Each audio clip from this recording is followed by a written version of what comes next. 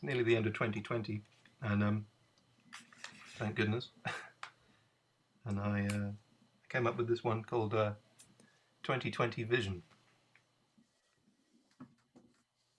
And it's some of the, well, I was going to say some of the highlights of the year. So, believe it or not, I think there were some. And we'll see. I hope well, I may have missed a few out because, oh, there's Jean. You were hoping Jean was going to come there and join us. So, yeah. So, good. Hello, Jean. Hello.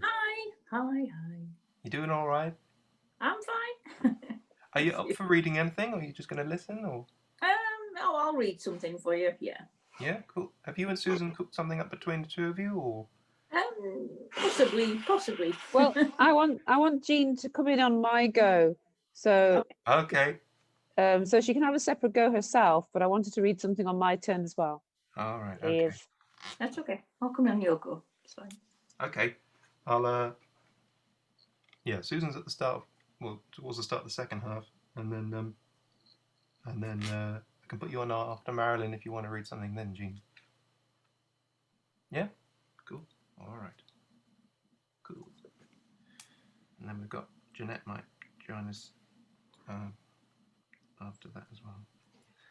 Phil, one thing each time as we go round, or no, you can read two. You can read 2 or 3 things if you like. Yeah. Yeah. See, Pete, it's been like this for months. It's been a well-oiled machine. Honest, it's always, you know.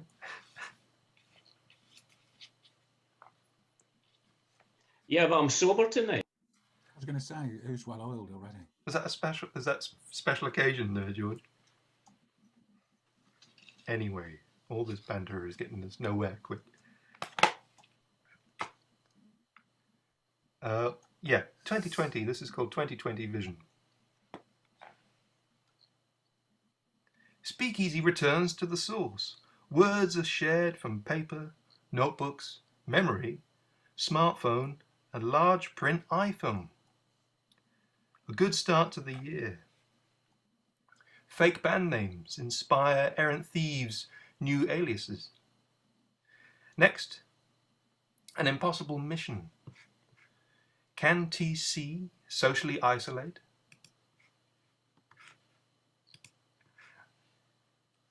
Four horsemen with a SpeakEasy business plan appear.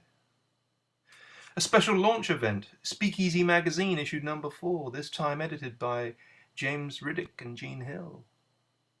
Then came the decision. Stay home, avoid contact with others, non-essential travel. SpeakEasy postponed to avoid making folk ill. Ventures online for the first time on Zoom. We miss the atmosphere and the magic of real life, but settle for this digital sharing. Teaming up with our friends at Poets Out Loud, soon our words receive a twice monthly airing, or even thrice.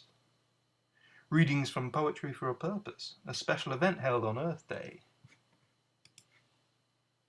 Next, we become a fridge magnet. Everyone gets a say. Chaos reigns as an array of hats go on display. We share thoughts on COVID, governmental ineptitude, our experience of lockdown, and nature enters our lives once more with the quiet which we suddenly found. We took a walk round Wigton on Easter Sunday, wondered if Maryport is real only when we visit, and does it disappear when we go away? We see a snapshot of people's homes, and sometimes what you're having for dinner tonight, which I'm reliably informed is spaghetti. Birthdays are celebrated, and Tony reported on his visit back to the pub and first post-lockdown pint.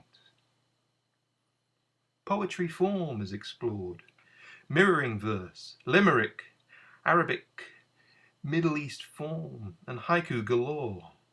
Experimental poems written in blackberry juice. It's a poetry jam. poured into a jar. SpeakEasy keeps going through the summer, continuing the sharing. We thank the NHS, frontline essential workers, an outpouring of caring. Remember, a rainbow is just an upturned smile. An earworm emerges for a new hero, a penguin who deals with things kung fu style. Limited to 9, some familiar faces participate in Poets Out Loud, Out Wide for Cockermouth's Kirkgate. Fryram returned online, overcoming isolation and celebrating creativity and arts creation. Touching the Void cameraman captures Becca's reading of Tony's words and thoughts straight from the heart. Before we return to Nick and everyone at Fox's as we went back to the start. A new lockdown brought in return to normal is stopped. John Hegley inspires our creative ideas workshopped. He loved the drawings, the creative community we've got. Cow in a Ditch was a highlight, and the song about the guillemot. And there were actions, quite a lot. A monster put its side of the story, and a witch shared her views. Always surreal, we heard a magnificent ode to people's shoes. Tributes were paid to the fallen of this nation before we disappeared into a different dimension. SpeakEasy connects us through Zoom in this most difficult of years, as we live now in bubbles, lockdown and tears. Hindsight is a wonderful thing when all's said and done. I hope for the best, but make no predictions. Let's hope for good times ahead in 2021. There you go. Thank you very much. Okay, George, we're with you. Thanks, Phil. There was a magazine recently that put out a call for some Christmas poems, but then I read it and it said that it had to strike a positive note. And I realised that I don't have any positive Christmas poems. I don't have many positive poems at all, actually, but never mind. But I thought I might share it. I'll just do a couple of short ones, Phil. The first one's my very first memory of Christmas, really, and it's called At Christmas Time. I lie on the rug beside my father and brothers. Tree lights stretched out before the coal fire. We check each one, twist and tighten until they come alive. Mum brings my very first hot chocolate. I like it until the surprise of the bitter dregs. Billy, who used to be alive in his cage, is in a box in the garden. Tomorrow my brothers will show me his grave. And hopefully slightly cheerier. I wonder if that says something about why I've got a negative view in life. My first Christmas was like, come out and see where the budget's buried. But this is I was excited by an orange in a stocking. It sits like an exploded grenade in a scatter of fallen Santas. Ripped through by his blast of excitement, this room hit by so many shells, furniture is buried by shredded hopes of aunts, uncles, vying for his laugh, for parents to be grateful. It's not a drum, or my stupidity of last year's musical mobile, which played Silent Night until Easter and was accidentally stamped on. He holds your 3 hours in Glasgow, your sore feet, a nearly ended marriage, manages a half smile, catches his mum's wince as he rips into another temptation, tosses out. Thank you. Thanks, Phil.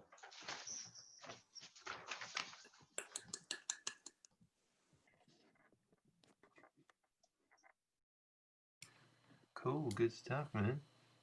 Okay, Kelly.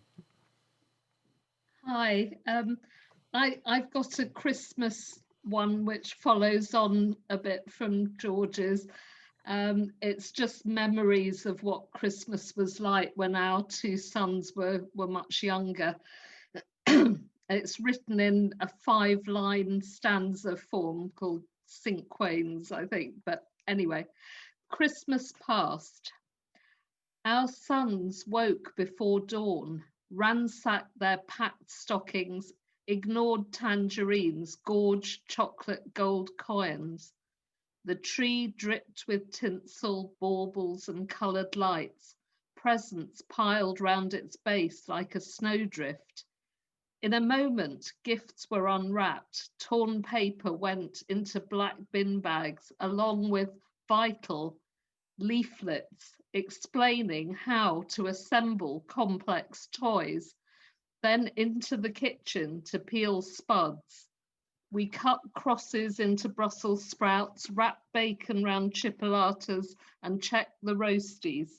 Seated round the table, rather late, we carved the bronze turkey, passed the gravy and parsnips. We pulled Christmas crackers, groaned at the awful jokes, the pungent smell of gunpowder hanging in the air, along with the realization that there was steamed Christmas pudding still to come. Then a bracing walk on the sea brows, tea and cake on our return, attempts to build those toys without instructions so carelessly mislaid, sons now grumpy and starting to squabble. Later, when our hunger finally returned, cold turkey sandwiches on buttered brown bread. Sitting by the fire, we drank whatever wine was left, basked in sentiment, and staggered to bed. So that's what our Christmas used to be like. Now they're much older. I'd like to read another one, and I was going to try and be adventurous and share my screen, because this one is about a painting by a Finnish artist called Hugo Simberg. The painting's called The Wounded Angel. I'll just try and do it, see if it works.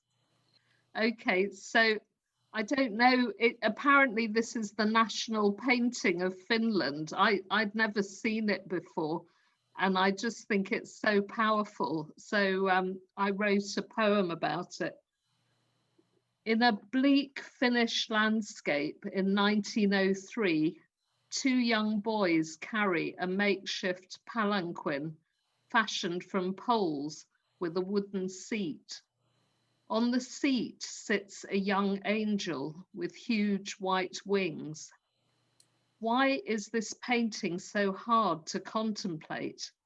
Is it the bandaged head of the golden-haired angel, her back slumped with exhaustion, her arms braced, her small hands gripping the wooden poles, or her dangling feet looking so soft and naked, or the barely visible wound on her wing? The landscape is painted in dull browns and greys. The two young boys look resigned. They could be stretcher bearers at the Somme.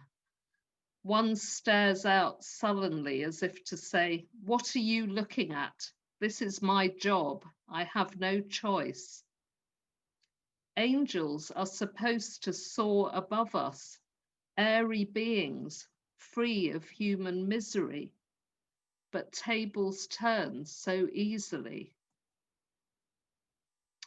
I'm not quite sure how to stop sharing my screen. Right, thank you. And can I do one more, slightly more cheerful one? Okay, this is, well, I don't think I've read it before. It was after watching that wonderful video that John Lennon made for the song Imagine. And you've probably seen it, it's so famous. He's in a white room playing a white piano, and Yoko is opening the shutters and the light streams in. So this is a poem about that, called Above Us Only Sky. Imagine John and Yoko in that white room forever, opening those shutters, letting in the light.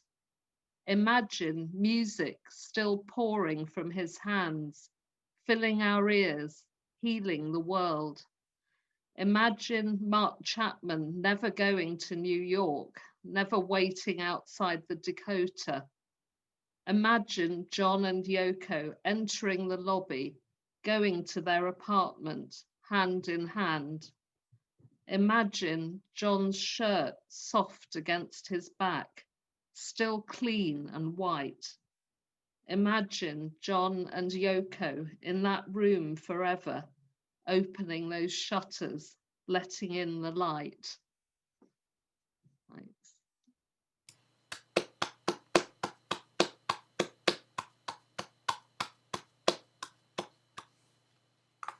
Yeah, it makes you Thanks. makes you wonder, doesn't it? Yeah, you just wish it could have been otherwise. Yeah, like so many things. But it feels like they're sort of still there forever somehow in another dimension. Of course, there's been a lot of anniversaries with it would have been John Lennon's 80th birthday this year and a lot of things. So yeah, cool. Thank you very much, Peter.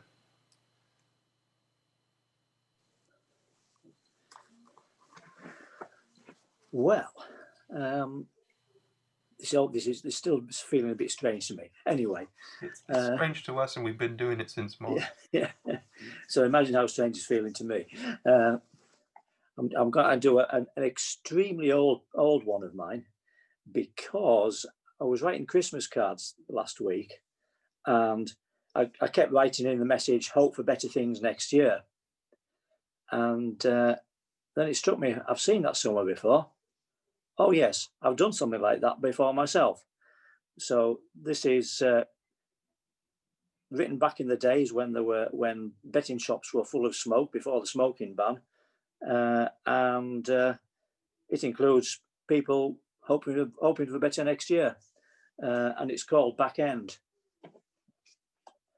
Another summer we must have blinked and missed, as iron enters the soul of Jews, and trees announce their redundancies as the first leaves shuffle disconsolate in doorways. The crack swirls as thick and familiar as the leaves or betting shop smoke. A poor year, aye, nae doubt about that. There's never been 2 good days together. And if all are agreed things aren't what they were, they stop looking for reasons in June. Resignation sunk in. The old candidates for blame, say Concorde and all them Russian missiles, where there's not been Shem since they went at moon, have now just about been forgotten. Some raise hope still. We had a good September last year, and it's been nice down south and all. Though really, their thoughts are edging to Spain, or to Christmas. Next year could be better. Yes, there's always next year, for however clapped out, wings rusted, shot gaskets this once good earth can seem, we cling to the thought it can be patched up of renewal, which could keep us sane. It's as if it were drawn at the top of our slate to plot out the framework with space and time, not subsistence, but a form of perception or deep structure, hardwired in our tales of Persephone's release, the resurrection, Barbarossa and Arthur asleep in their caves till the call comes to make their countries whole. And perhaps it's too lulling. Shops rise up neon bright from the braziers and rubble, while grass grows to shrubs and shrubs to trees in Kessel Patrol motorway cuttings. When last year's quarries turn to nature reserves, finality becomes hard to credit, while we keep on hoping it will all work out, all be given back somehow. With biographies too, the great man's death becomes as hard to believe in as our own, or last chapters half thinking he might yet be alive, if Beethoven only had had better doctors, if only Wordsworth hadn't caught that chill, if only we hadn't cut the rainforest down, hadn't slaughtered all the whales.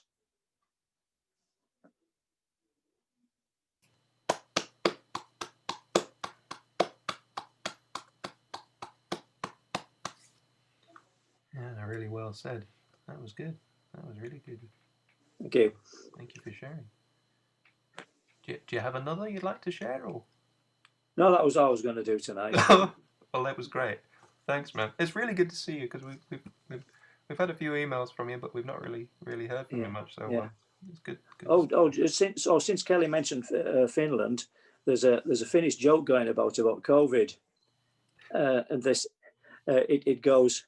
The two Finns. One says, "I see that they're saying we've got to stick to 2 meters now." The other one says, "What? As close as that?"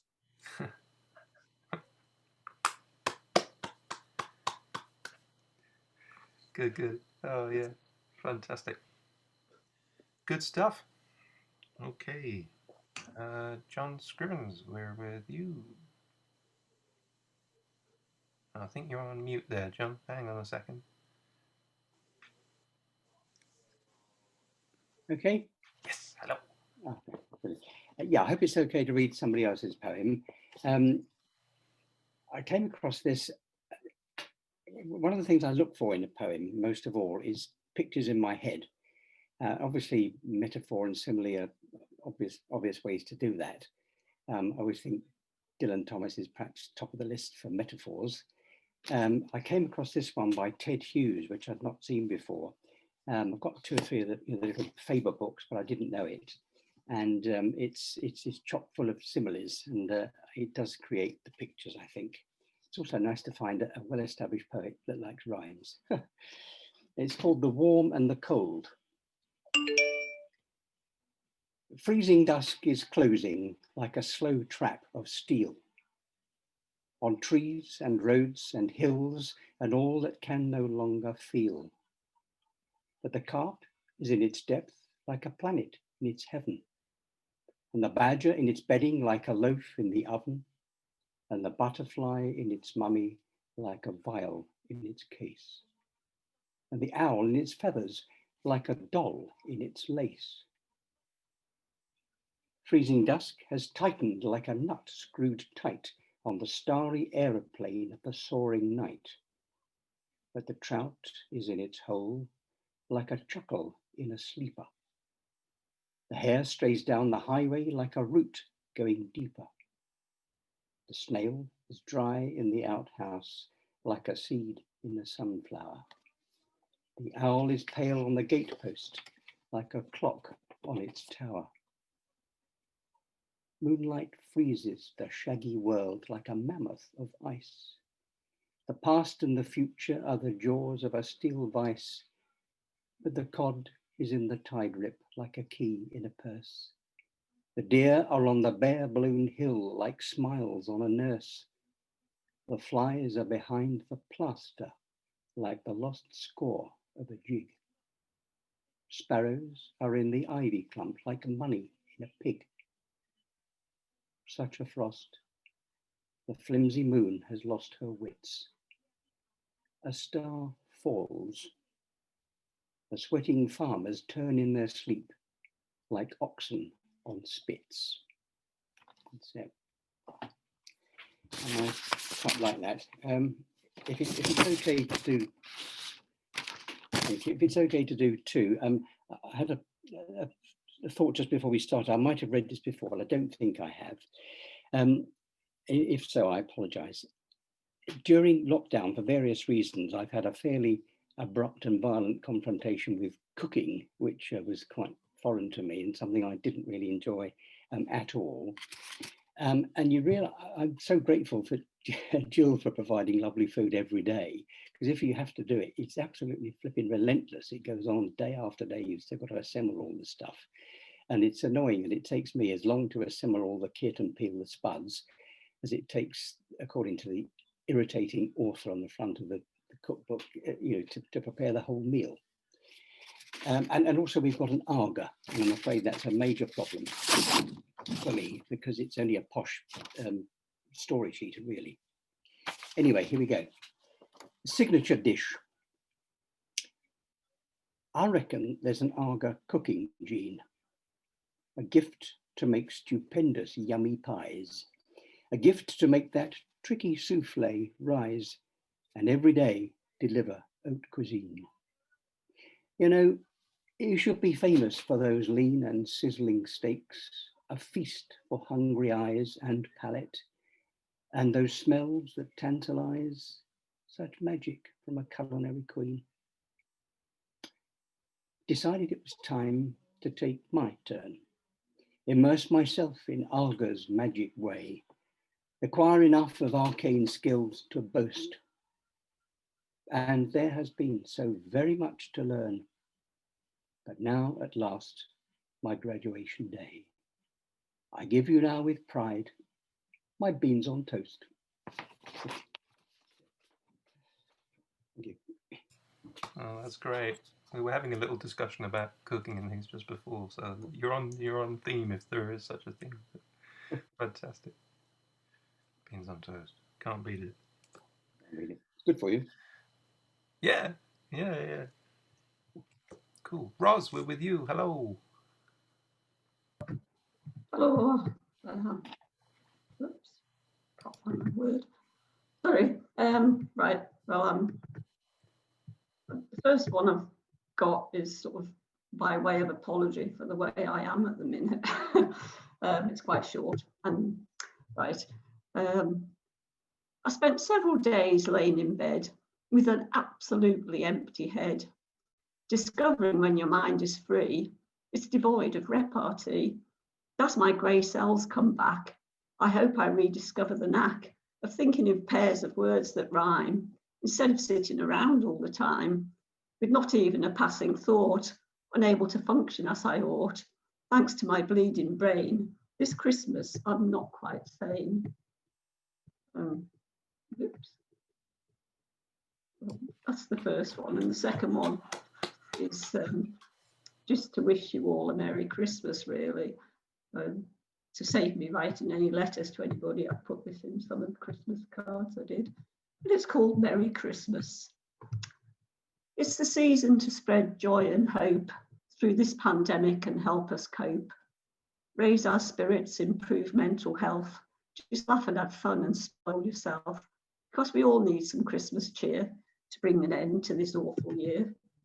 Trying hard to make Christmas jolly. Bedecked the halls with boughs of holly, written the cards and put up the tree, even been and ordered a turkey, which quite clearly is beyond absurd, since no one can come to eat the bird. Because of this household mixing ban, the four of us must eat what we can. Though nothing this year is quite the same, we're not allowed our usual board game, in case we shout and cause a furore. Quietly, we do another jigsaw. Peace on earth and no carol singing, joys this isolation is bringing, as we stay home drinking beer and wine to comply with the government line, until there's a real celebration when we get the inoculation. And that's me. And Merry Christmas to everybody. Thank you. That was great. Yeah, thank you very much. There's a running joke that every year someone says to me, when's Christmas this year? Because one time I said Christmas this year is on the 25th of December, and then Barbara Brunel interrupted me and said, really? Is it on 25th this year? When I was going to complete the sentence to say it's going to be a Friday. But ever since then, it's always, what day is Christmas this year, Phil? And it's like, oh yeah, I believe it's the 25th this year. And when Boris came out on Saturday night, I swore, I thought he was going to say, it's not going to be the 25th this year. It's going to be January, or it's going to be June, or it's going to be next year. And I thought, he's going to say it, and I'm going to be right. It wasn't. It's not always on the 25th. But he didn't. Anyway, we're with Kevin. So, hello, Kevin. Last session we had, my poem that I wrote was called Star Time. And what I did a bit of today was trying to pick up some of the bits and pieces that came out in that kind of work in progress. And this one, this week, is called Jupiter and Saturn.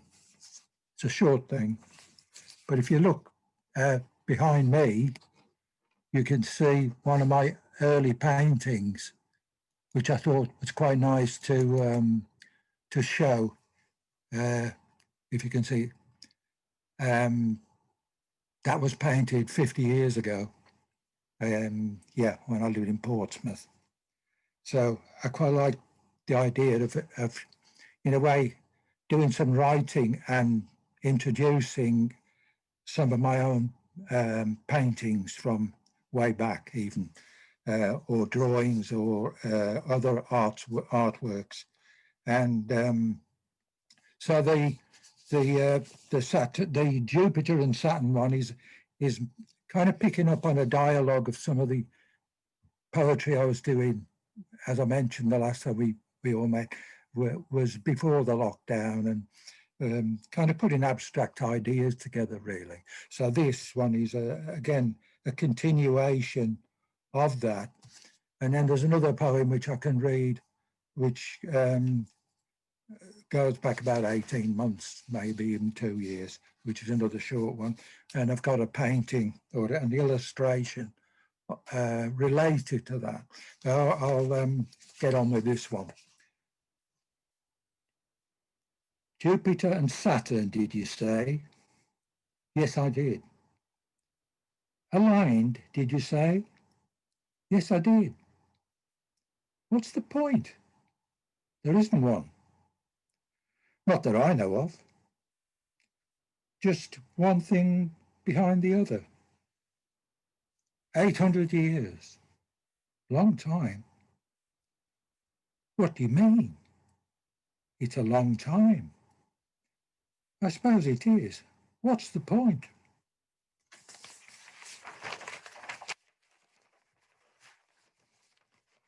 Point of reference. I can see it. I can't. It was cloudy. Medieval. What is? Last time they got together. That must have been nice. Star of Bethlehem, so I'm told. Never better, I would say. Are you sure? Not at all. Take my word for it. Don't you see? No, I don't. It was cloudy. Are they back? Who? Beth and Sid. Have they gone? Yes. Where to? The co-op. That's the end of that one. And That's great, the Kevin. continuation of where I got with the last session we had. Cool. This is one of my illustrated poems. You can see it? Oh, cool, yeah. It's called The Silver Fish. Probably backwards, is it? From no, that's where I'm looking at it. Yeah, we can. Yeah, it's the right way around to us. Yeah. The little fish there is an etch from one of my printmaking ones, which was an etching, which I don't do a lot of, but and this is me, the writing, the original writing, if you like. So I'll read it. The Silver Fish. Making, breaking, yellow blob, a bus on my horizon. Red and apples green as grapes, time-worn hands forgotten. Diesel churns within its soul, a toxic mix to savour. People move from A to Z, there'll be no fear or favour. From the pier, a fish is seen, a sight not seen too often. Children dance in ecstasy, school so quick forgotten. Lost and found, the fish is back. Steel grey clouds defining, silver patterns on the sea reflect the view so longing. That's that. Thank you. There we are. Thank you.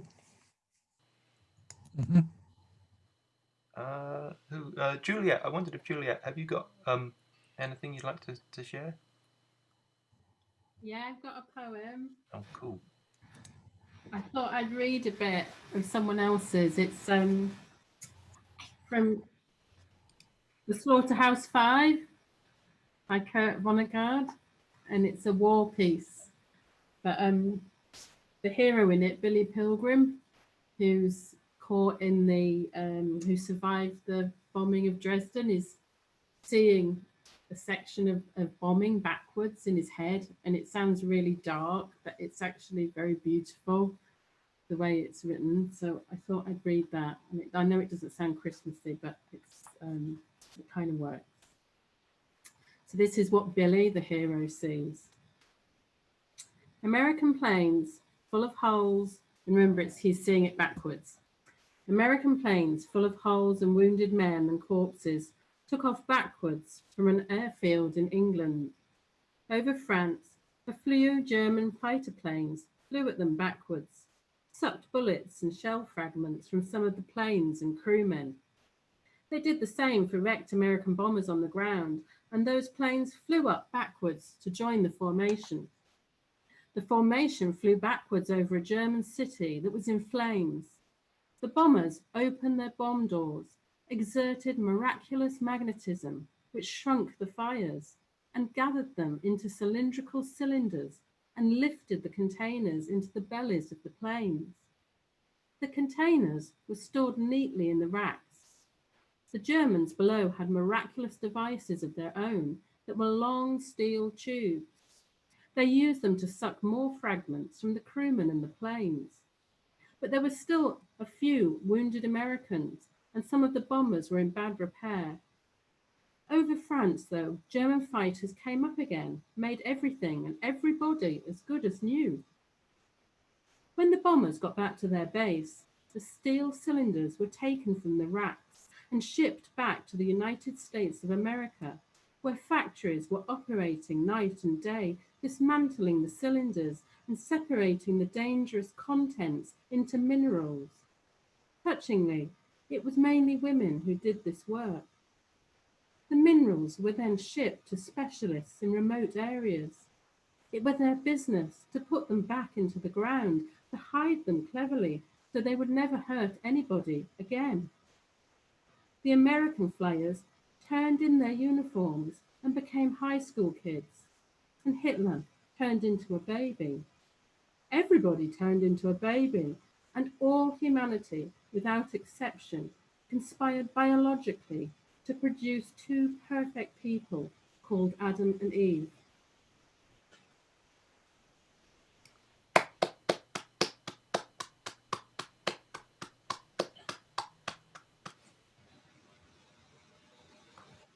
That's great, thank you.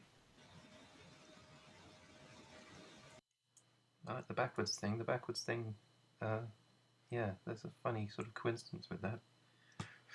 Okay, we sort of reached the end of the first half. I've got a very quick acrostic I came up with for Christmas, and that is crackers, holly, reindeer, icicles, snow, turkey, merriment, advent, sprouts. That's Christmas. Thank you very much. I dropped a card off with Sir Stephen Hymers today. He's doing okay. Said he's doing all right, actually. And he put a message on the Facebook group the other day wishing everyone a happy Christmas at SpeakEasy. So I thought I'd drop off a card, and he gave me this, which is a coloured-in picture of the TARDIS, Doctor Who's TARDIS. So we've already got someone inside the TARDIS. So that's what it looked like on the outside. And that's it. Oh, hang on a minute. How could it fit into such a small box? A picture's smaller than the TARDIS. I don't think it's I don't think this is a 1-to-1 scale. But it's very good. And he's got a message on the back here. This is like kids' TV when they used to send pictures in, and it's like, you know, oh, this is very good. Yeah. Says Phil and the Crazy Gang. So I think that's you guys. It says, here's to SpeakEasy. It's past, present, future. It's whenever, wherever, or whatever. Here's to talking... Sorry, Here's to taking trips backwards, forwards, and sidesteps into what was, what is, and what will be. Here's to SpeakEasy 2263. Well, you never know. And that's from Stephen. So he wishes everyone a happy Christmas. That's great. I think you should send him a SpeakEasy badge for that. Yes, Blue one. absolutely. You'll have to work up to the gold badge. That's As you've mentioned sprouts, might I say with pride that ours are nearly done. We set them off on the 1st of November and they're doing very, very well. fantastic. Those cooking lessons have been coming in really handy. I have to disappear. So Merry Christmas, everyone, and see you in January. It would be on a foodie Merry. note, yes. Yeah. Bye. Have a good 2021. Thank Take care. you, and to all of you. Have a good one. Bye, Kelly. Bye. Bye. Phil, I'm going to go as well, if you don't mind. That's okay. Lovely to see you, Rose. You look after yourself, and I will. see you I'll in the see new you year. whenever. Rose. Happy Christmas. Bye. Happy Christmas. Bye-bye. Yeah. Bye. Bye. Bye. Oops, it hasn't gone.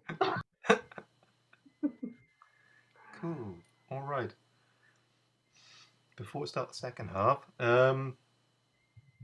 it's going to be me, Susan, and Jean doing the thing. Tony, Becca, Hazel, Mark, Richard, Carolyn, Marilyn, and then Jean. You got your own piece, and then Finola. Is that okay? Yeah. I love the specs there. Look at those. We got. I think Susan's got the reindeer antler headgear, and you've got your reindeer specs. And we've got Christmas hats and festive decorations and all sorts. Yeah, it's great. And then Jeanette, if you want to follow Finola, that sounds cool. All right, great stuff. All right. Yeah, it was funny that Juliet, that you read the backwards piece there, because I came up with this piece the other day, and it's kind of a backwards Okay. thing. So yeah, spooky. It's not very Christmassy, but yeah, it's called "Please Don't Lure Me to the Rocks," and it goes like this. Please don't lure me to the rocks. Waves lift and scurry backward from the shore. A silver rain rises through the darkness to the edges of the clouds. Thunder claps, and I count back, always looking up at a streak of lightning racing skyward, fleeing from the unkind horizon. Gust of half-hearted wind slows. My long coat stops rippling in the stillness. A comet eats its tail. That star returns to the chamber. Wisps of smoke twist back together. Storm lost in the firecracker blast. The flash grows infinitesimally small. A smile runs back to my face. You lower your arm. From you I turn away. I lower to my knees. From off to on I press the switch. The old lamp I discover. To my weary feet I get. Pause before striding backwards I hurry. The thoughts occur, I must be quick. Any moment now that smuggler's boat will near. To the right cove I'll send them. A warm welcome they'll receive. A special job for those who thieve. Felons stealing away into the night time. Fingers uncross at the captain's wheel. Please don't lure me to the rocks. And that's that. Don't know where it came from, but yeah. Thank you very much. Okay, Susan, what have you got? I've got a song which is unusual for SpeakEasy and feels very odd, but I'm used to singing at the folk night, so I'm feeling a bit peculiar now, like it's a different universe.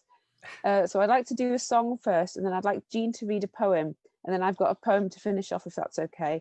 So we've got a flavour of the Northeast for you, but with a little bit of topic thrown in. Even though I don't like topic, it's hard. Okay. Come here, you lucky Tories on cracky or smoking backy, and no butts come in.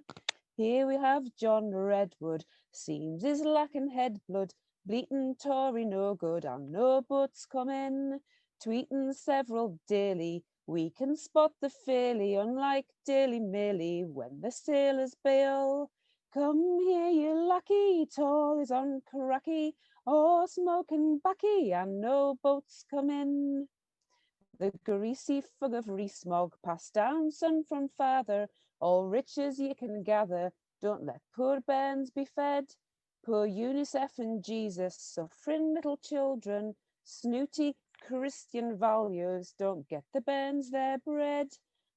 Come here, you lucky Tories on cracky, or smoking backy, and no boats come in.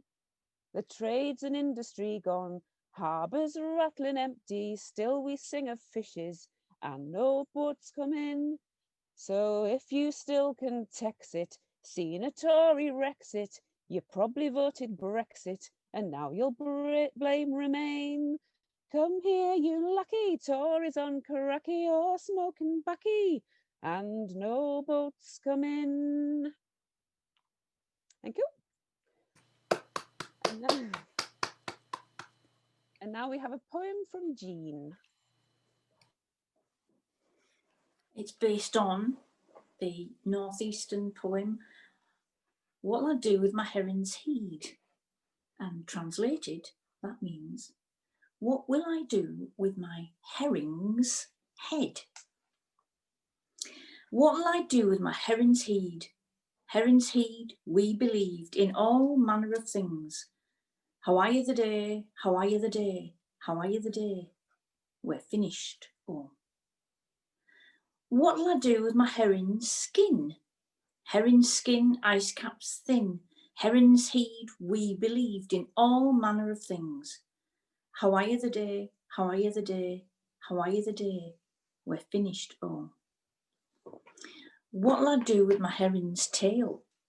Heron's tail, treaties fail. Heron's skin, ice caps thin.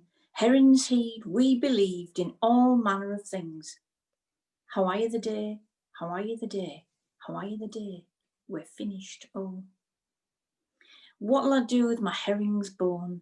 Herring's bone, polar bear's gone. Heron's tail, treaties fail. Heron's skin, ice caps thin. Heron's head, we believed in all manner of things. How are you the day? How are you the day? How are you the day? We're finished, oh. Thank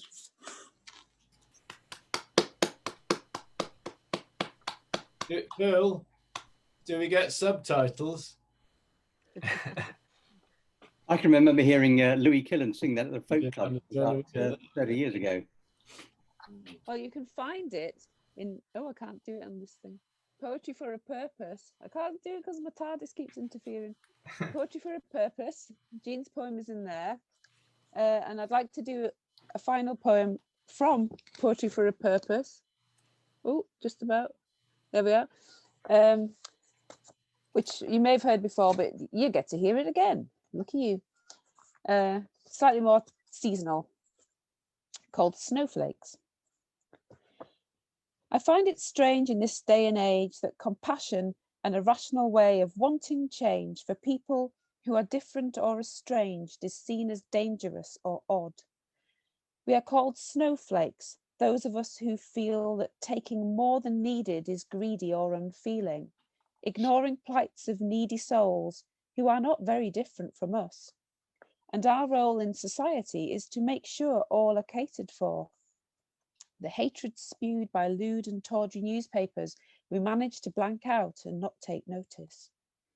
But this makes us special and even worse, caring, daring to suggest that frankly we are drowning in possessions we don't need and wasting food while others drown for colour or for creed, who we could feed. To be a snowflake, therefore, is somehow weak. Only a freak would bother with the sake of someone who is not their own. We resist and want the moaning bores who say PC gone mad to stop, desist, but they persist. Why is it bad to care as if to dare to show a little understanding is too hard, just so demanding, as if equality is bad for me. I'm not grandstanding, I just cannot see why it is wrong. To show you care about another who ain't your brother, mother, friend, or sometime lover, who you've never met, will never meet. They don't live along your street. You won't go in their shelter, tent, or cardboard box, won't go to clubs they frequent. You won't find your time spent in their halls of worship, beauty parlours, cafes, or be subjected to the shocks that they endure just for who they are. They might not live like your way or my way, but you kind of want them to be okay. It isn't fey, as seen on snowy days. If snowflakes gather, join together, fall at once, they change the world. They cover up the dog feces, smooth out creases, cover tangled mess of gardens left unchecked. And it pleases everyone to see a quietened world. I suspect the snow makes everyone feel slow. We cannot rush, the world has hush. We might have to change in which direction we plan to go. It quietens the chaos of the everyday with noiseless beauty.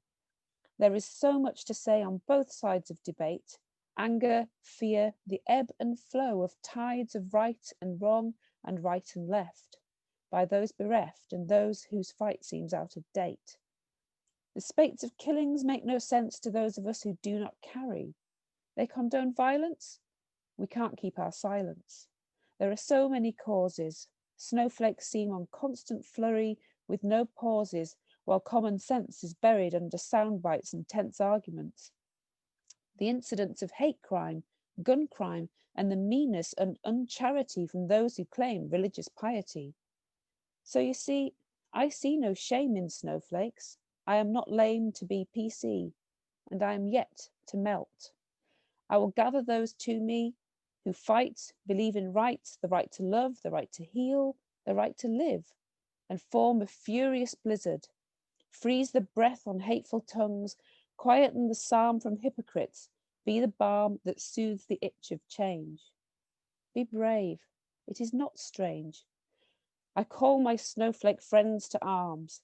Let's cover this beautiful world with calm.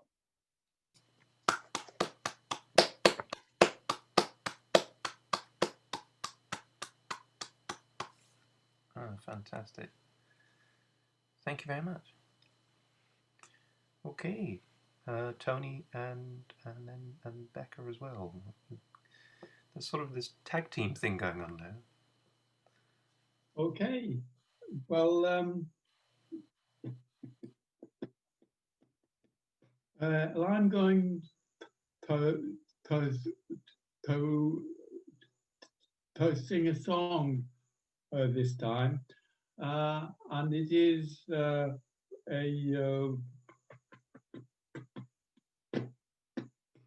parody of a traditional song to bring in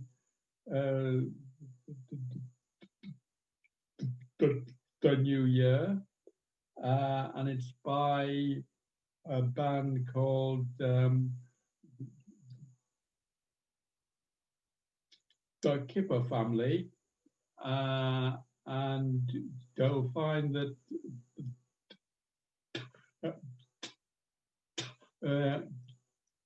there is a chorus after every verse if you'd like to join in. So give it a go.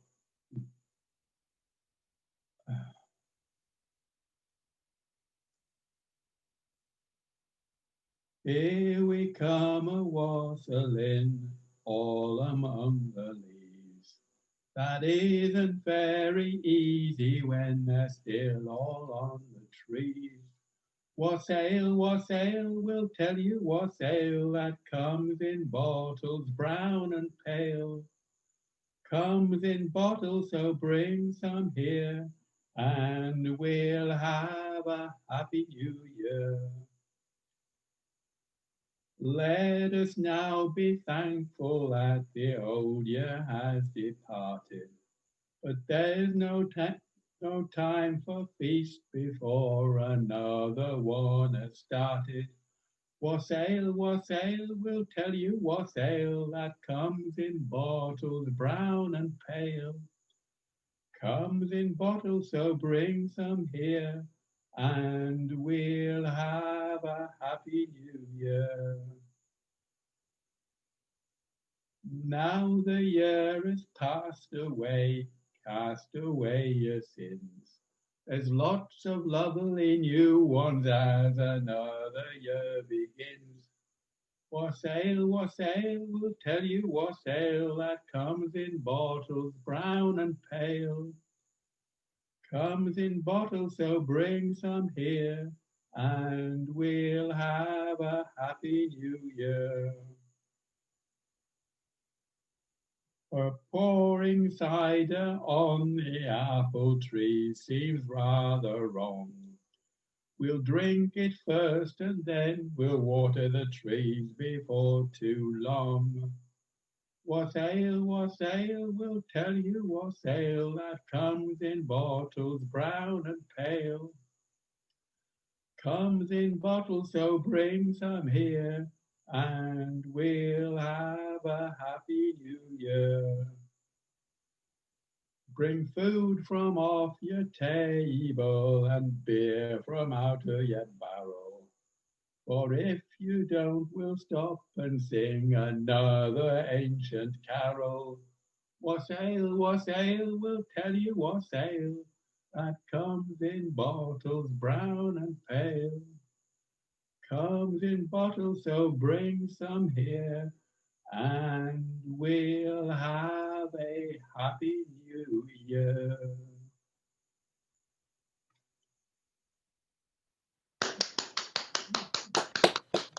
Well, Merry Christmas to all, anyway. Oh, that was great. Thank you, Tony. That was wonderful.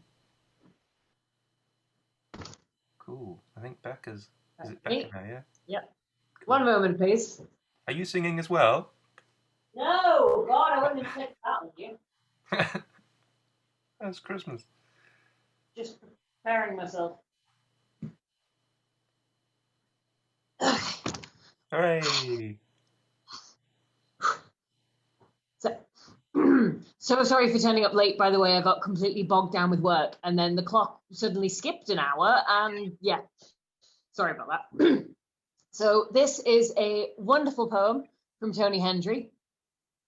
This is a winter poem from 2018. They don't do winters like that anymore. Snow Kids. Snow came by night in the second named storm. Beatrice brought power cuts and random deaths, but also, more in keeping with her given name, blessings for those who ventured out next day.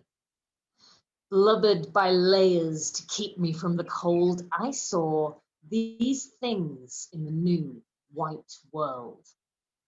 This kid hurled a king-size snowball at his dad from close range and yelled about a headshot.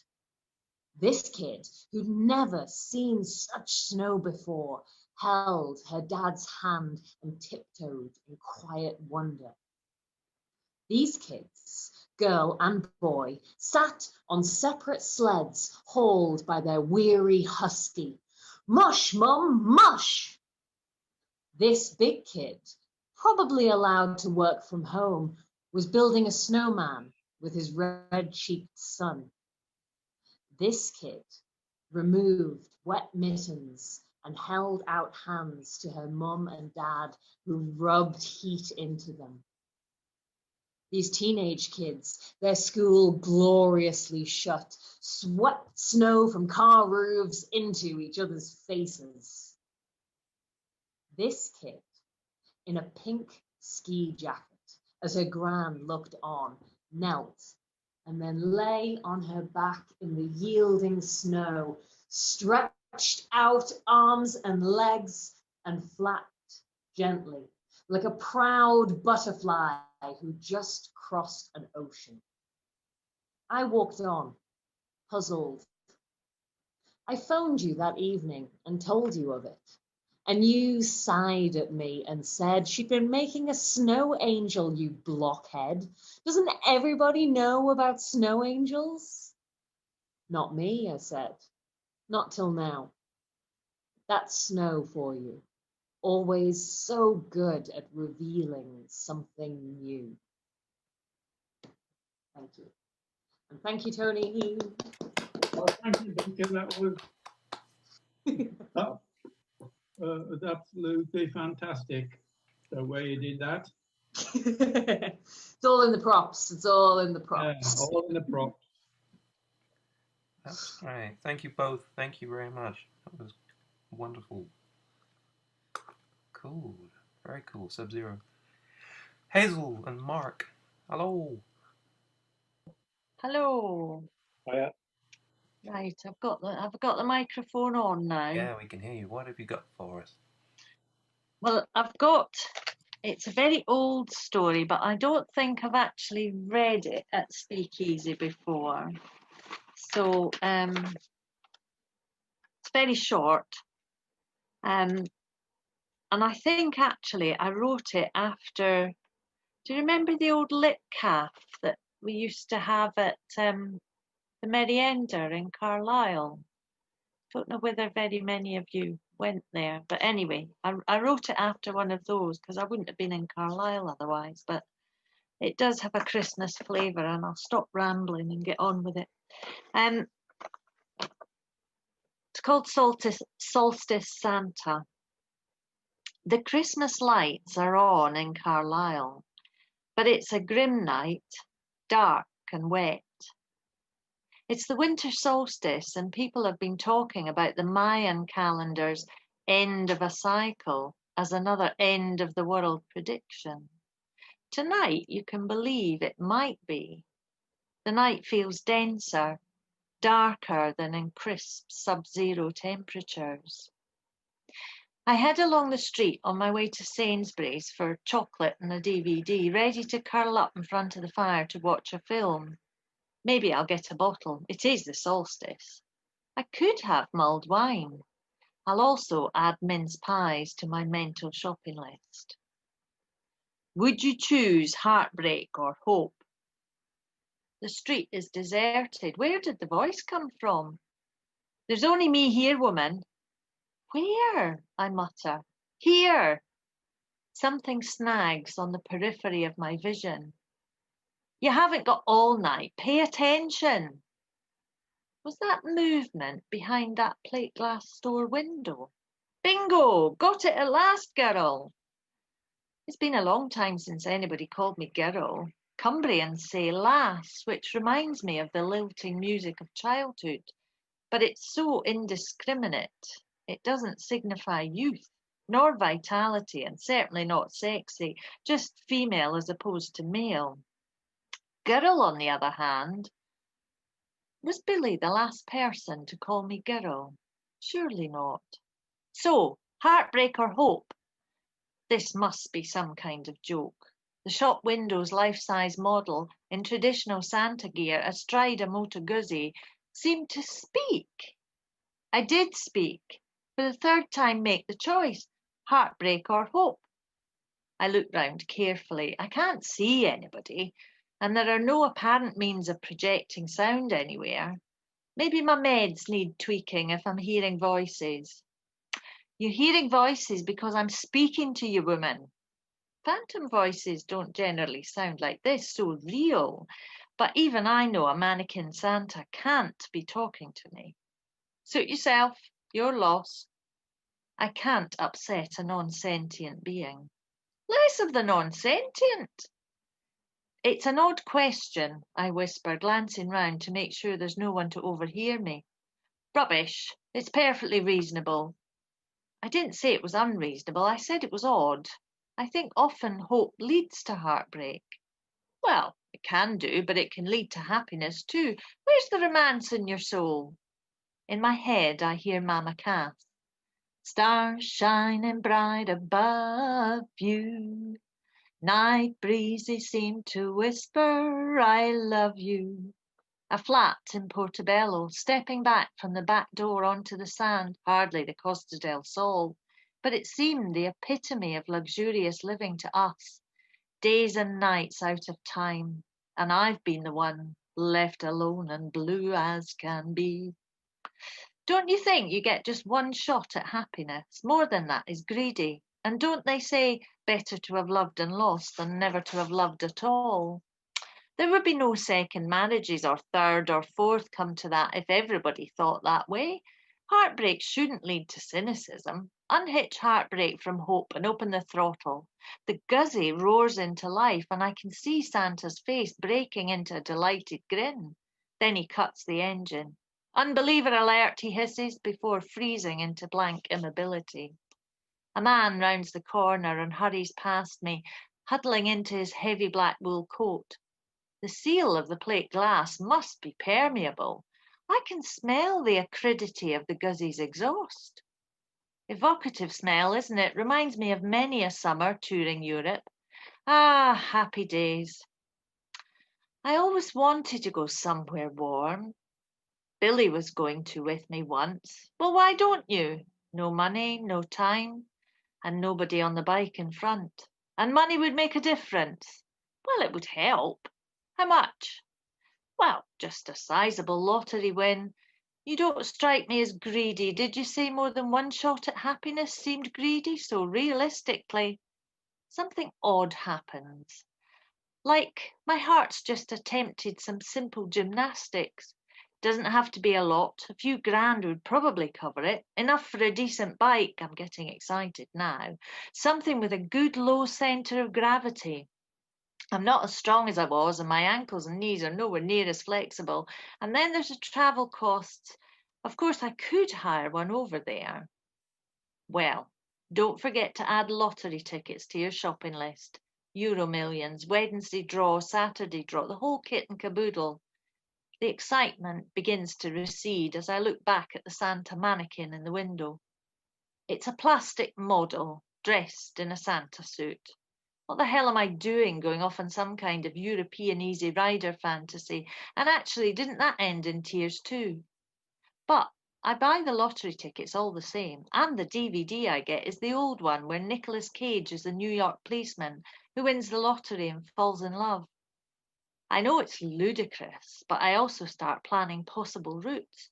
Portsmouth, Le Havre, through France to Spain, over the Pyrenees, or across to Nice, along the coast into Italy. I can feel the heat, smell the changing landscape, taste the food. If I could navigate in Bulgaria with only the dubious help of Google Maps, Europe should be a dawdle. I'll get a sat-nav anyway. It's such fun, it doesn't matter if my tickets aren't winners. I put off checking them. But I will.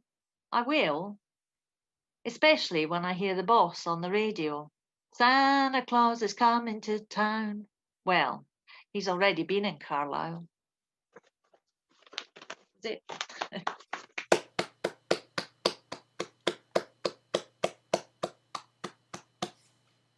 Oh, that was fantastic. Thanks very much. And Mark. Hiya. Hello, everybody. How are you doing? Good. Thanks, Phil. Thanks for inviting me and letting me come on. I've watched a couple of the speakeasies, the recordings, and I think it's a brilliant showcase for everybody. I just thought I'd like to get involved, so I've written a small piece that came out of a couple of programs that I watched called Intelligence Squared. I don't know whether anyone's seen it. And this particular one revolved around a war poem that had been found in archives and published. So it's only short, so I won't take too much of your time up, but thanks. It's called Human. Guns fall silent. Battle smoke clears. Enemy troops advance, shouting but unarmed. Merry Christmas, Tommy. Merry Christmas, Tommy. A human gesture from no man's land. Thank you.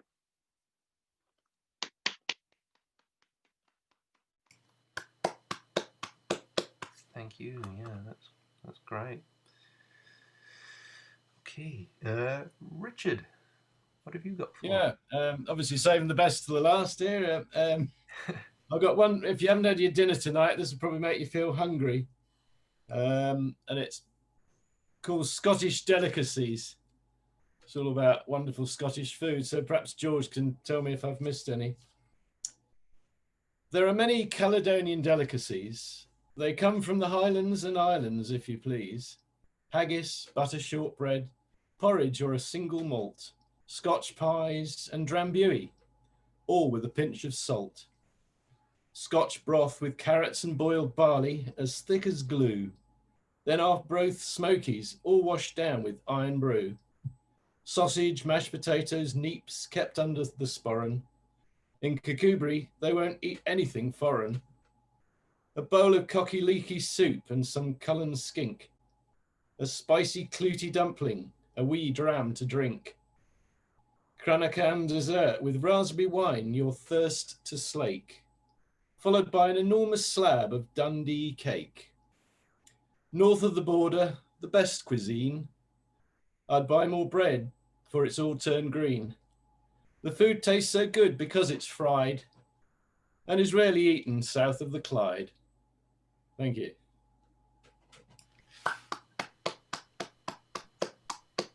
I've got another one that's a bit more Christmassy.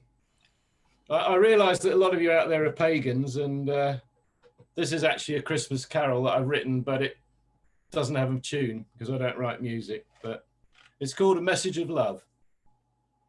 It's that time of year that we should sit and relax and possibly wonder what's been brought in Santa's sacks. There's something more special we should all remember, the birth of a baby at the end of December. There's a message of love and it's ringing so true. There's a message of love and it's just for you. There's a star in the sky and it's showing the way. There's a call from heaven. What a glorious day. So it's goodwill to all as we think of each other. In the holiest of times, think of the Virgin Mother, shepherds and 3 wise men who first admired the glory. A miracle to them, to us, the Christmas story. And I wish you a happy Christmas on that, and a better New Year as well. Thank you. Fantastic.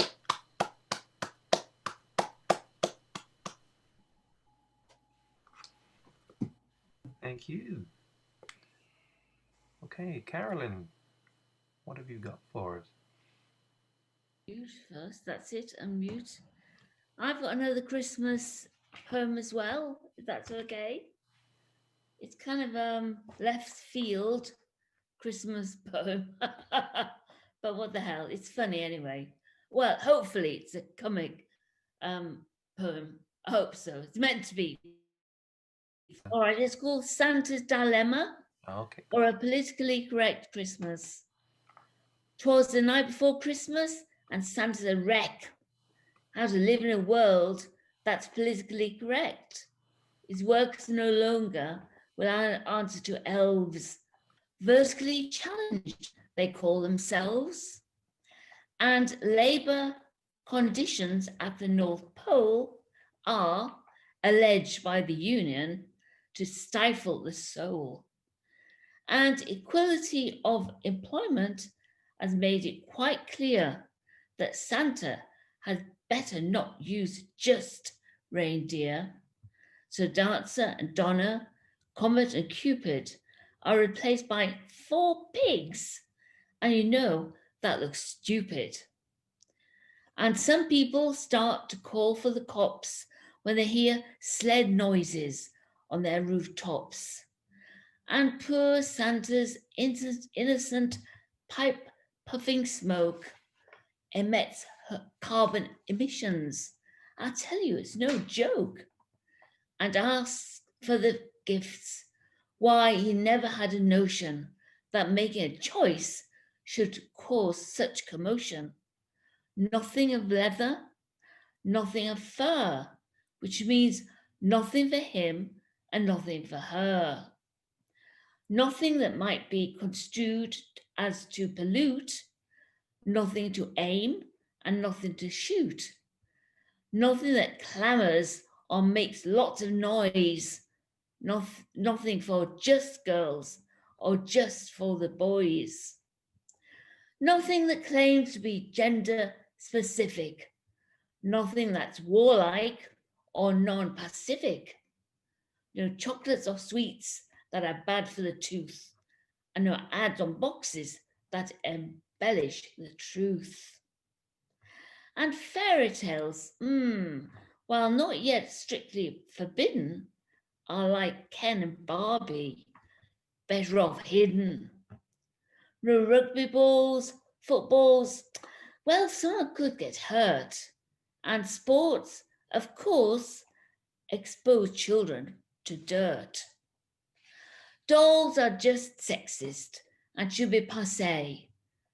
Nintendo and PS5 rot brains away. So Santa stands there, dishevelled, perplexed, can't work out just what to do next. He tries to be merry. He tries to be gay. We've got to be very careful with that word today. His sack is quite empty, cast down on the ground. Nothing fully compliant is there to be found. Something special is needed, a gift he might give to all without angering the left or the right. A gift that would satisfy with no indecision each group of people and every religion, each ethnicity, every hue, everyone, everywhere, yes, even you. So here is that gift, priced beyond worth. A very Merry Christmas, and to all peace on earth. That's it. Hopefully it's funny at least. Thank you very much. Marilyn, hello. I'm here. It's not festive. It's a short story. It's not festive, not themed to anything really, but it was in the last Southlight magazine. I don't know if anybody else. I think there were one or two others were in it as well. It's called Once There Were Dreams. It never changes, she says, sitting opposite him at the table. It's always exactly the same. He shakes cereal into a bowl. Go on then, tell me what happens, he says, and gets up to drop bread into the toaster. I'm standing in front of a door, she says. Inside or outside? Inside. And I walk to the end of a long passage to reach the door. Are you sure it's not a tunnel? He stares at the cereal bowl, and she knows he has overestimated the quantity of milk to cereal, and this irritates him. It isn't a tunnel. Are you sure? Only often it's a tunnel with a light at the end. He takes up a spoonful of cereal. And when I open the door, what's the door like? A dribble of milk escapes from the corner of his mouth. It's planked wood, and it's black. Planked wood, you say? Like in the holiday cottage we took that time, remember? The one that was supposed to be close to the sea, but was a good half-mile away. I gave the owner a piece of my mind, remember? I don't remember the doors in the cottage, she says. Yes, you do. They were stripped pine, lovely finish. She can smell the toast. He's there at the exact moment it becomes evenly brown, and he props the two slices against each other so that they will cool in that way whilst retaining a degree of crispness. The door is painted black, she says, and when I open it, what, just like that, it opens, no lock, no bolt, no security at all. And when I open the door, there's another door in front of me. Ah, so the door opened inwards then, with space between the two, and in a hall perhaps. And there's a third door, then another, and so on. Each door that I open reveals the next one. The same planked wood, painted black. He pushes away the cereal bowl. Tricky to get a good finish with black if it's gloss. They are all exactly the same. What about handles, doorknobs, latches? There aren't any.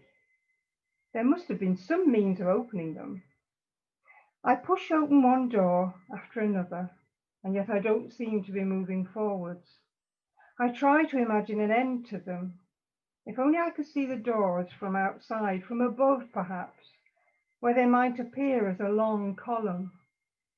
I think they would look like dominoes, snaking ahead, waiting for somebody to finger flick the first one against the second, and then I would see them all topple. Except that doors aren't really like dominoes, are they? He takes the lid from the butter dish and inspects the surface for crumbs. After a while, she says, I feel a rhythm develop. I reach out my hand, open the door, step through. Reach out my hand, open the door, step through, reach out my hand. She draws in a long breath. I don't count them. I should count them. There are so many that I assume they will never end, and I will have to keep going and never think beyond the door in front of me. He begins to spread butter over the toast, scraping the knife backwards and forwards until both pieces are evenly covered to within 1/4 of an inch of the edges. I don't know why I stop. She smiles to herself. The door ahead is identical to all the others that are behind me, but I know, in the way that you understand these things in dreams, that this door is important. I know that it's my choice, that I can make this the last one. But I also know that this door is locked. You said there was no security. He cuts each slice of toast into triangles. It's clear to me that on the other side of the door, everything will be different. You've lost me now, he says. There's no logic in that. It is that simple. She smiles. How interesting. He eyes the folded newspaper, and just within his reach. What a big place it must be to have so many doors. It seems to me that it was a very small place, she says, moving her hand across the table towards his. Well, thanks for telling me, he says, and pulls the newspaper to him. That night she takes a key, any key, and puts it under her pillow. She positions it with the hope and expectation of a child placing a lost tooth beneath her head.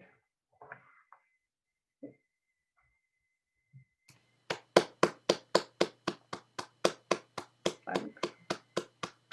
Well, thank you very much for sharing that. That was magical. I love that image of all the doors seen from above, like dominoes. Right. Yeah.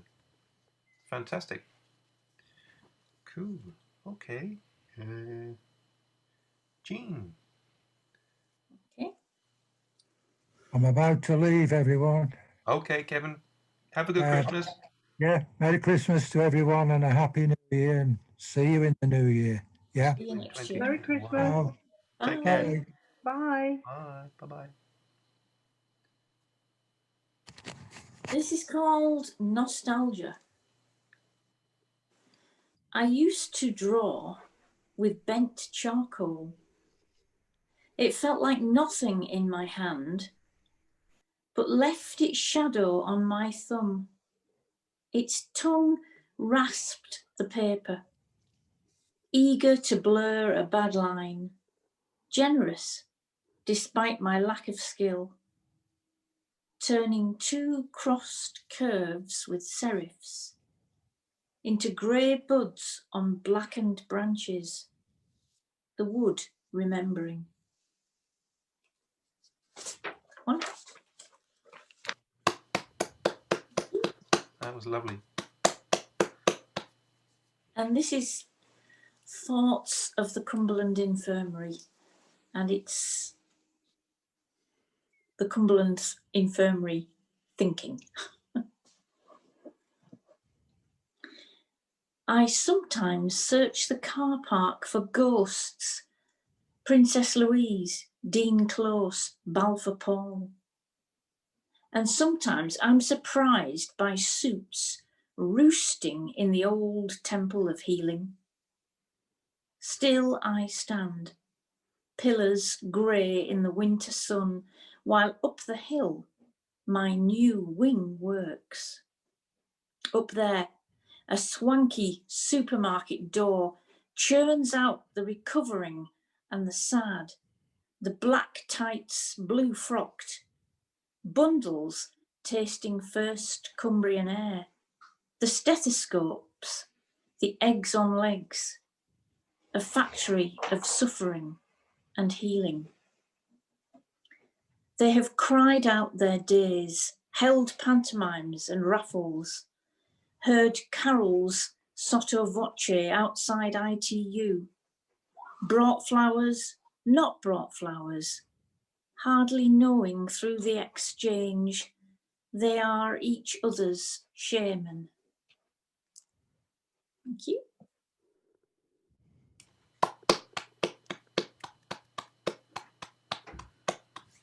Thank you very much, Jean. That was I really great. want that.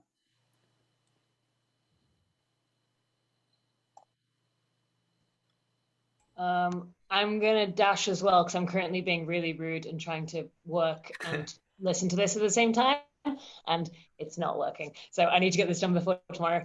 Good luck. Thank you. It's been an excellent year in some ways. Have an excellent Christmas and New Year, everyone. And yeah, see you in 2021. Yeah, Merry have a good one. Christmas. Take care. Merry Give our best to Christmas. Owen as well, yeah? Hi, Annie. Oh, he's asleep already, but yeah. Bye night. All the best. Any history? Ooh, hello. And hello, Annie, by the way. Hello. Hello, Hey. hello. How Hi. you doing? We're Thought good. I'd just pop in after work and say hello. Fab. That's fab. Did you want to read anything? Because we've got Finolo's up next, and then Jeanette. I do actually have a poem. It's not one of mine. It came up in a Christmas quiz and I Googled it and thought, oh, yeah, I'll read that later. Cool. Okay. Well, you can read that after Jeanette then. Yeah. Awesome. Awesome. Brilliant. Cool. Okay. We'll hear that in a moment or two. But yeah, Finolo, what have you got for us with your funky I have two reindeer Christmas. glasses? I have two Christmas poems, one for each of my children, and they tell little stories that are actually connected. So, Merry Matryoshka, Royal Mile, Edinburgh. The big wheel stirs the stars, whips up frost feathers. Carnival crowds shriek, and you cradle your bump. In the bright bauble of your belly, cells divide. In creation's soup, flesh, eyes and bones prepare. As Edinburgh melts, palace guards sport party hats, and you feel your baby kick, ripe, round and ready. Toes, shins, hands, clamour escape. As solstice surrenders, wise men sure, you light our way. There's no need for inns or Christmas markets, for glühwein, pretzels or poppets.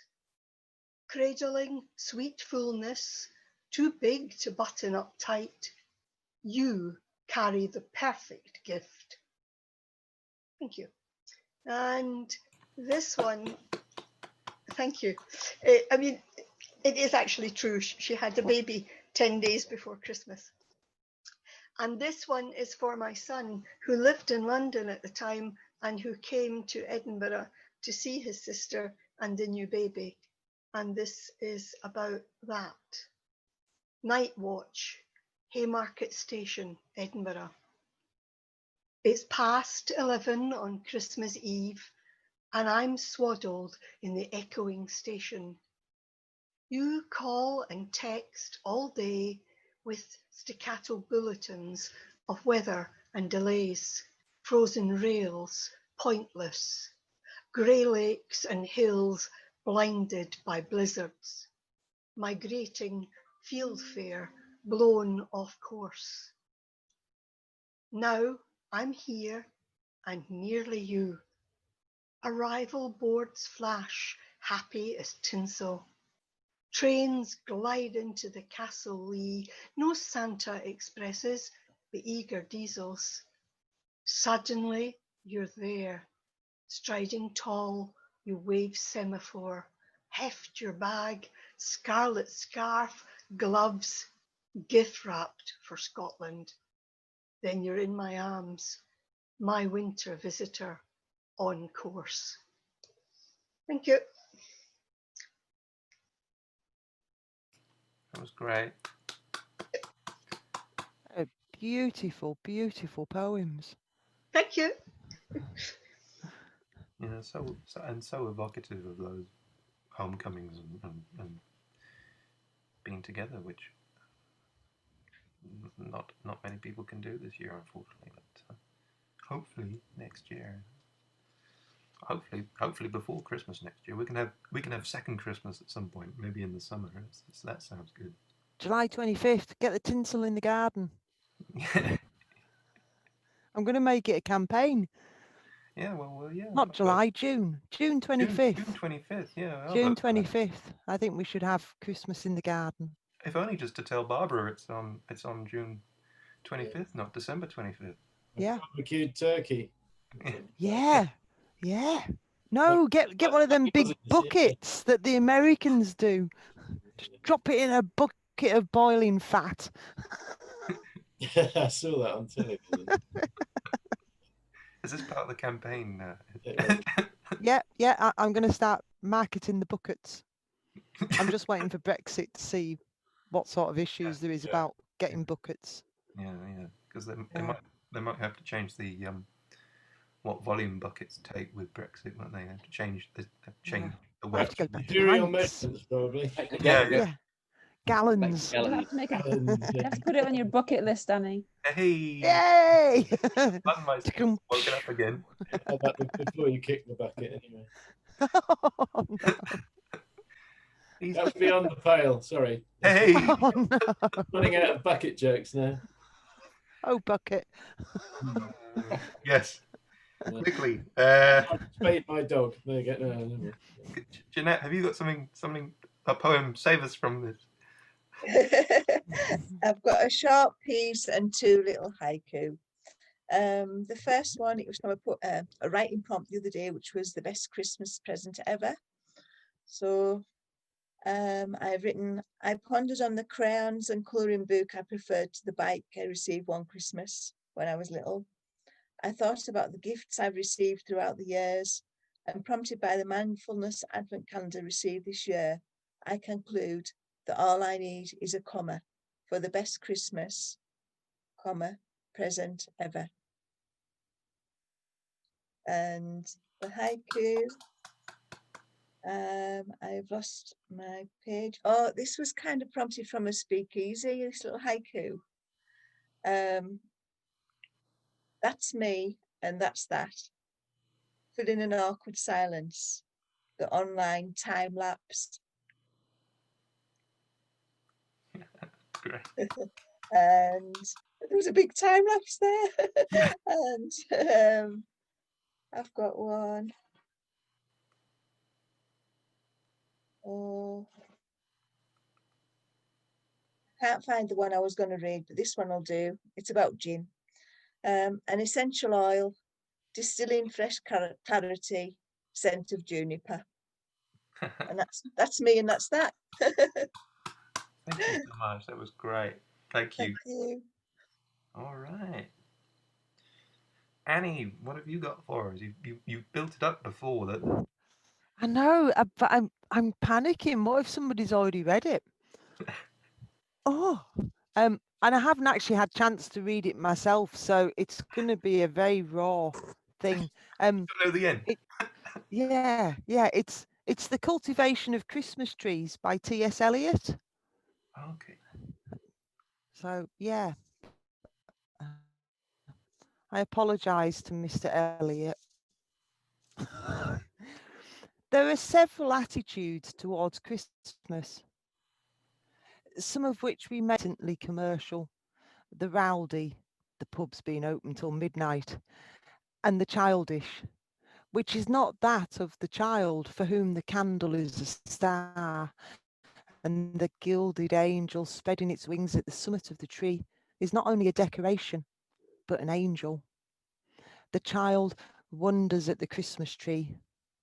Let him continue in the spirit of wonder at the feast as an event not accepted as a pretext, so that the glittering rapture, the amazement of the first remembered Christmas tree, so that the surprises delight in new possessions, each one with its peculiar and exciting smell, the expectation of the goose or turkey, and the expected awe on its appearance, so that the reverence and the gaiety may not be forgotten in later experience, in the bored habituation, the fatigue, the tedium, the awareness of death, the consciousness of failure, or in the piety of the convert, which may be tinted with self-conceit, displeasing to God and disrespectful to the children.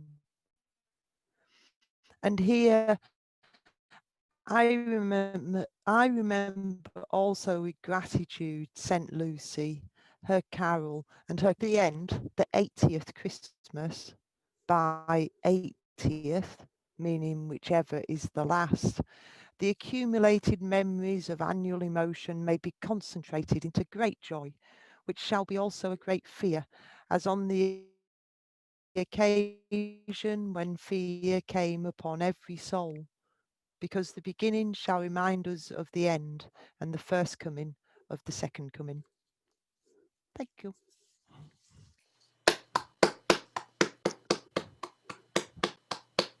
And that's it. Fantastic. Thank you very much. That's all I've got to offer. Well, that was a good offer. So I was intrigued. Intrigued. Yeah. I'm going to keep it for next year. It's going to become my annual thing. Yeah. I'm about to do my annual Christmas poem, so here we are. Or in June. Yeah. In June, yeah. Yeah. We should do proper Christmas in June when things are better. I'm very serious about setting up this campaign of having the second coming in June 25th, 2021. I think it'd be great. It's going to be so great. You better warn Santa. You'll have to get the reindeer ready and everything. So. Oh, yeah. Now, yeah. Well, I've got a lot of planning to do. We'll cross those bridges. Global warming's come early, wouldn't he? They'll be all muddled up because they might have snow in Australia and stuff. Yeah. What's going on? Yeah. I've still got to work out where I can buy snow. Yeah, I think Brexit's just going to ruin it all. Anyway. Yeah, well, just go to Europe because we'll get a really cold reception over there. Oh, yay! I've been sending these off to cracker manufacturers. Did they send them back? Yeah. Mostly, yeah. Oh dear. Cool. It's been good. I got this one. It's called The True Meaning of Christmas, and it usually it applies to most normal Christmases, but probably not this year. But here we go. Is lying to children the true meaning of Christmas? Just behave. Don't let Santa see. The whole concept is one big fantasy. Is this even the biggest deception? Don't alarm bells ring at the idea of immaculate conception? Never mind that. It's all presents and stress. Bits of tinsel make such a mess. Decorations! The art of delegation. Advent calendars for you, and cards for me, and the trees us. And as we all know, the patron saint of pine needles is Jesus. So comes the big day. Enough food to last until May. Wishing goodwill to you, and goodwill to me. The annual photos, which all look identical. Time to open presents under the tree. Piranhas rip through brightly coloured paper. The remnants go out in the litter. And despite all your best efforts, everything gets covered in glitter. There's plenty of booze, in this case sherry for the rellies. After the mayhem of crackers, turkey and sprouts, you watch the Queen and Doctor Who on the telly. More food. Things become a blur. Please, no more games. No more forced fun. This just isn't fair. Let's try to stay friends. At least make it to the end of one day. This one day. And the game of Monopoly ends in traditional flair as the board and all the pieces fly through the air. Time for bed before the inevitable tears. If this is your idea of Christmas, I can't wait for New Year's. There you are. Well, thank you very much. Thank you all for tuning in. Just give yourselves a round of applause, everyone who read. Well done, Phil, for running it, and thank you very much, everyone. Merry Christmas to one and all. Give yourselves a round of applause, everyone who sang as well. Everyone who sang, because there was a lot of, and everyone who listened, because not everybody read. So it's always good to have an audience. Let's have a clap for all the essential workers as well, and the healthcare people and everybody, because they're making everything happen. So. Yay! And yeah, thank you Have a guys clap for everybody working on Christmas Day. Yeah. Yay! No, poor. No. I love it. I love it. It's great. Look. And, I was talking to somebody who's a friend of SpeakEasy the other day, and they I thought, oh, you've been quiet this year. Turns out they'd got COVID in the spring, and they were very, very ill with it, and they thought they were going to die a couple of times. It's properly horrible. And then she caught it again in October, so you can catch it more than once. So you can. It's nasty. So please, everybody, take care. Stay safe. We've got a new variant to play with. We got and a third from South Africa as well. Absolutely. So yeah, just Yeah. Can I just say, guys, I beg you to don't go mixing. Stay in your bubbles. It's absolutely terrifying. So yeah, it's like do whatever you can to stay safe. Yeah. Well. And you? Thank you. Yeah. Well, fortunately, but I've been super isolating because of mum and dad. Yeah. So the both of them not being well and also being very highly vulnerable. Yeah. So I see them and the dogs. I've forgotten what real people look like. Yeah, they all are. Yay! They look a bit like these lot. Yeah, but I mean in 3D. In 3D. I'm in a 2D world. I should write a poem about it. They look good in 3D as well. I did last week. Dimensions. Well, please, have a good one. Everybody, take care, and we'll see you in the new year. Probably. Thanks for sticking with us this year. It's been a tricky one, but yeah, it's great. Thank you very much. Yeah, and hey, thank you, Phil. Yes. Thank you, Phil. Phil, you have been super poet star, and thank you for taking the reins for Poets Out Loud as well. It's all right. I'm very happy to give them back to you as soon as possible. Yeah, well, I'm back on track with the world, so yeah, I'm going to catch up with you before the next one. Fantastic. Don't know when that's going to be. Yeah, we'll when have you planned? Have a look at that. Yeah. Is that one of my dogs? Possibly. Yeah. Where are we looking? I thought I saw movement to my left. I'm not sure what that is. It'll either be. Oh, right. It'll either be that one. Oh, where's he gone? Oh yeah, there's one there. Yeah. Oh, there's one here. Oh, that's a nice. Yeah. What yeah.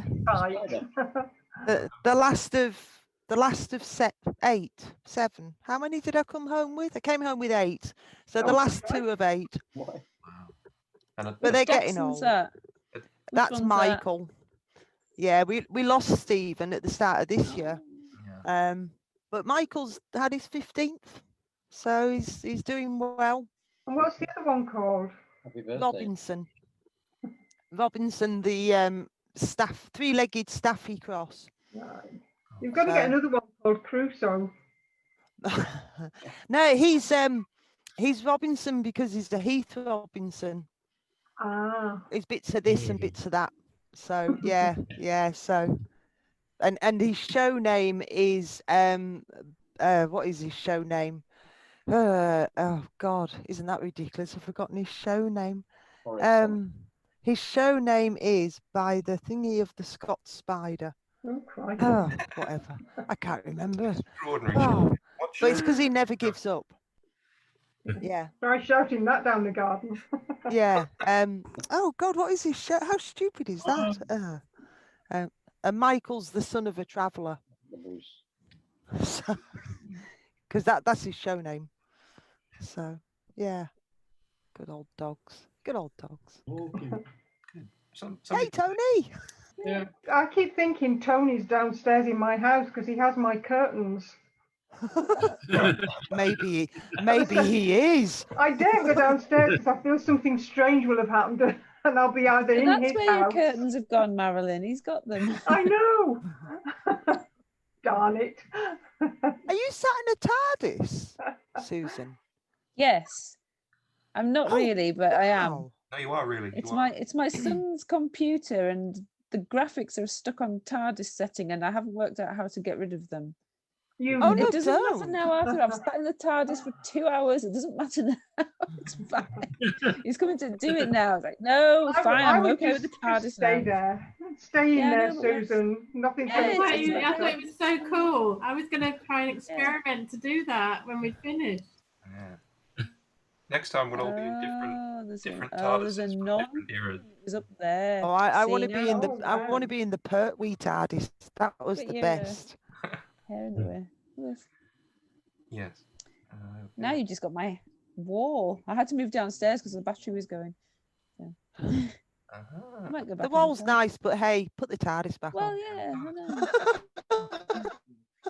I'm going to go back in the TARDIS. Well, welcome to Poets Discuss Backdrop.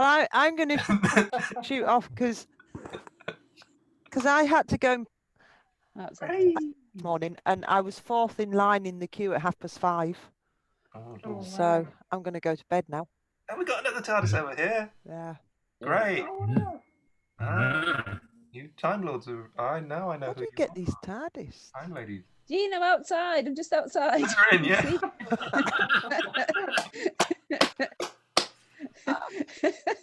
I'll come in a minute, all right? Oh, no, we can't, can I? Oh, that would be annoying, having to social distance from the Doctor, who's got an infinite time machine. No, I can't let you in. No. No, unless you've got a TARDIS in your bubble. This is great. Well, thank you very much. Have a good Christmas. That sounds like a euphemism. Thank you, Aaron. Phil. Merry Christmas, all. Cheers, man. Thank Bye. you.